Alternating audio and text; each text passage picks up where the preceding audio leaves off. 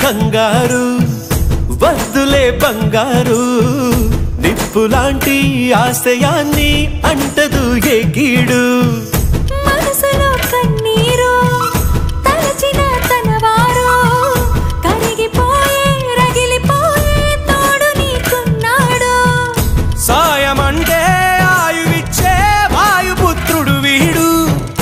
గుండె గుడిలో నిన్ను కాచే కండగల మునగాడు మాటిస్తే తప్పని వాడు నిన్ను మనవాడనుకున్నాడు